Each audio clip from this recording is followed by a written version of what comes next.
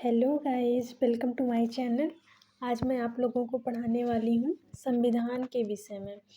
संविधान सभा, first topic संविधान सभा। मैं पॉइंट वाइज आप लोगों को क्वेश्चन बताने वाली हूँ और इसमें आप ये क्वेश्चन कहाँ पे पूछा जा सकता है।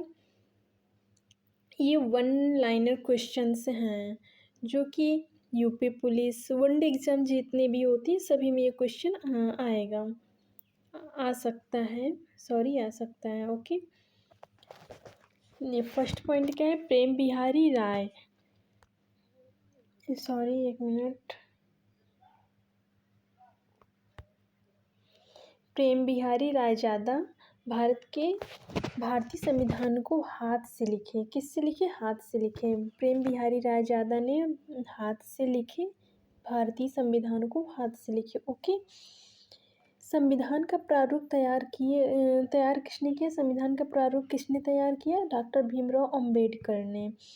ओके, थर्ड पॉइंट हमारा आ जाता है, भारतीय संविधान का जनक किसे कहा जाता है? डॉक्टर भीमराव अंबेडकर को। ओके, नंदलाल बोस ने संविधान पर चित्रकारी की। संविधान पर चित्रकारी करने वाले कौन है? कौन से व्यक्ति हैं, या वी कैन से कौन से महान व्यक्ति हैं? नंदलाल बोस। ओके, संविधान को मूल रूप से अंग्रेजी भाषा में किसने लिखा है? संविधान को मूल रूप से अंग्रेजी भाषा में लिखा गया था। ओके, संविधान को मूल रूप से अंग्रेजी भाषा में लिखा गया था। मूल संविधान को संसद के केंद्रीय कक्ष में रखा गया है। किस कक्ष में रखा गया? संसद के केंद्रीय कक्ष में रखा गया है। किसको? मूल संविधान को। भारतीय संविधान सभा की पहली बैठक 9 दिसंबर 1946 को हुआ है और इसका अस्थायी अध्यक्ष सच्चिदानंद सिन्हा थे। संविधान सभा की दूसरी बैठक 9 दिसंबर 1946 को हुआ है और इसकी अध्यक्षता कौन किए थे? डॉक्टर राजेंद्र प्रसाद ने। 13 दिसंबर 1946 को जवाहरलाल नेहरू द्वारा संविधान सभा में उद्देश्य प्रस्ताव को पेश किया गया था। किसको पेश किया गया था?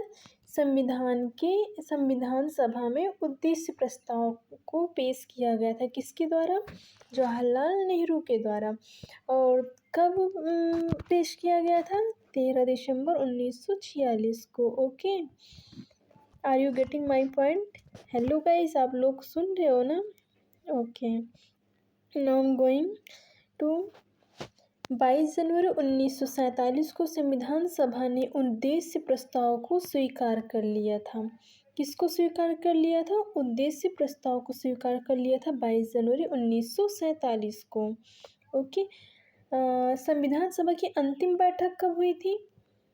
24 जनवरी 1950 को हुआ था। हमारी संविधान सभा की अंतिम बैठक कब हुई थी? 24 जनवरी 1950 को हुआ था। आप लोग रिवीजन करते चल रहे हैं ना माइंड में? ओके, संविधान सभा द्वारा राष्ट्रगान को 24 दिसंबर 1950 को स्वीकार किया गया था। राष्ट्रगान को 24 दिसंबर 1950 को स्वीकार किया गया था। किसके द्वारा? संविधान सभा के द्वारा। संविधान सभा द्वारा राष्ट्रगीत को कब स्वीकार किया गया था? 24 जनवरी 1950 को स्वीकार किया गया था। राष्ट्रगान और राष्ट्रगीत दोनों को ही 24 जनवरी 1950 को स्वीकार किया गया था। राज्यसभा हिंदी को स्वीकार किया गया था 14 दिसंबर 1900। एक मिनट, मैं इसको रिमूव,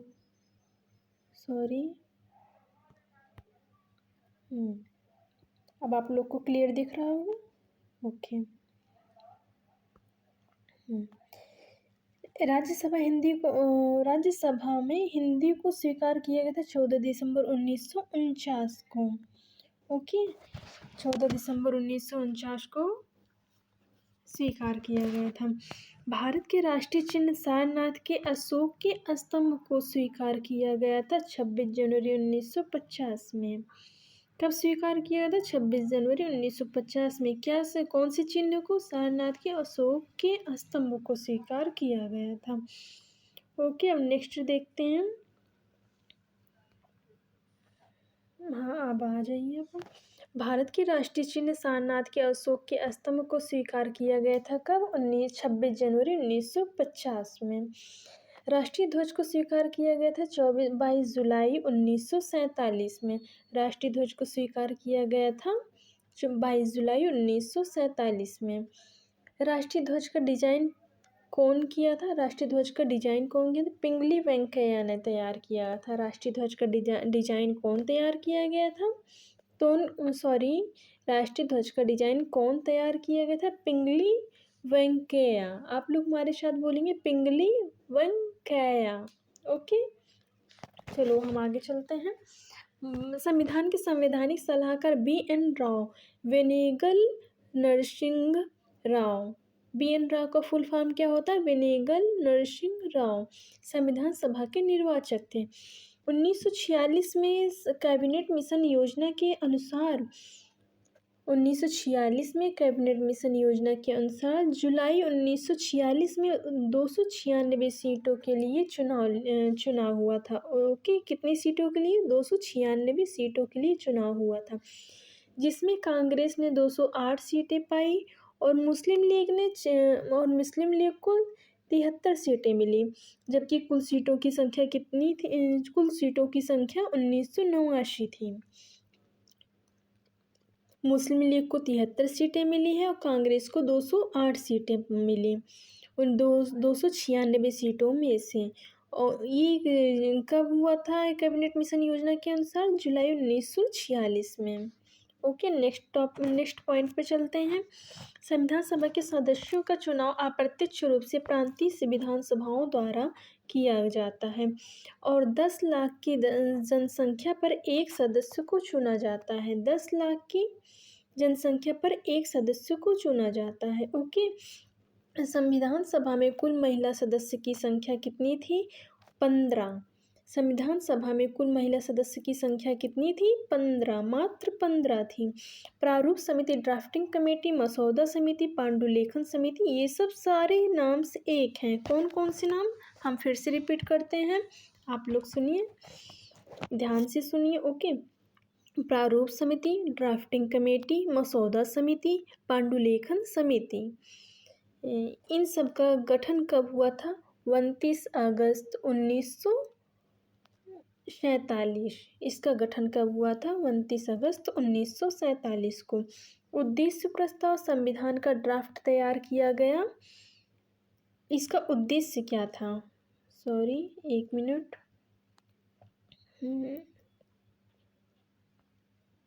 प्रारूप समिति, ड्राफ्टिंग कमेटी, मसौदा समिति, पांडुलेखन समिति का गठन कब हुआ था? 29 अगस्त 1947 को।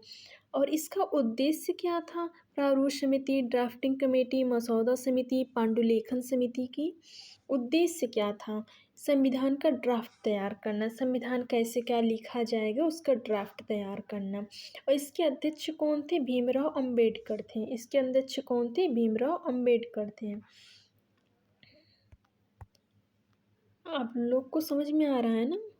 कुछ ना समझ में आए तो आप नीचे कमेंट में ज़रूर से ज़रूर लिखिएगा। ओके, मैं और इम्प्रूव करूँगी आप लोगों के लिए, ठीक है? हाँ, अब नेक्स्ट में, और प्रारूप समिति में कितने सदस्य थे? 7 सदस्य थे। कौन कौन से सदस्य थे? पहले सदस्य थे भीमराव अंबेडकर, जो कि इसके अध्यक्ष थे, और दूसरे सदस्य कौन थे? BL मित्र, और तीसरे सदस्य थे KM मुंशी। चौथे सदस्य मोहम्मद सादुल्ला। पांचवें सदस्य अल्लादी कृष्ण स्वामी अय्यर। N गोपाल स्वामी अय्यर छठवें सदस्य थे। पांचवें सदस्य थे अल्लादी कृष्ण स्वामी अय्यर और छठवें सदस्य थे N गोपाला स्वामी अय्यर। ओके, और सातवें सदस्य थे कौन थे? DP खेतान। कौन थे? DP खेतान। ओके, आप लोग को मैं फिर से एक बार रिपीट करके बता दे रही हूँ, पहले सदस्य कौन थे? ओके, पहले सदस्य थे भीमराव अंबेडकर, दूसरे सदस्य थे BL मित्र, तीसरे सदस्य थे KM मुंशी, चौथे सदस्य थे मोहम्मद सादुल्ला, पांचवें सदस्य थे अल्लादी कृष्ण स्वामी अय्यर। अल्लादी कृष्ण स्वामी अय्यर, और छठवें सदस्य थे N गोपाला स्वामी अय्यर। 7वें सदस्य DP Khetan. Okay, are you getting my point? आप लोग को समझ में आ रहा है ना मेरी भाषा? आपका नीचे कमेंट में ज़रूर से ज़रूर लिखिएगा। आपको जो भी कहीं भी प्रॉब्लम हो रही हो आप ज़रूर लिखिएगा नीचे कमेंट में, ताकि मैं उसमें इम्प्रूवमेंट कर सकूं, आप लोगों से और अच्छी से अच्छी वीडियो बना सकूं। ओके ओके, चलिए हम नेक्स्ट पॉइंट पर चलते हैं। झंडा समिति के अध्यक्ष कौन थे? राजेंद्र प्रसाद। झंडा समिति के अध्यक्ष थे राजेंद्र प्रसाद। मूल अधिकार एवं अल्पसंख्यक समिति के अध्यक्ष वल्लभ भाई पटेल थे। संघ शक्ति समिति जवाहरलाल नेहरू थे। संविधान दिवस मनाया जाता है 26 नवंबर को। कब मनाया जाता है? 26 नवंबर को संविधान दिवस मनाया जाता है। संघ समिति के अध्यक्ष कौन थे?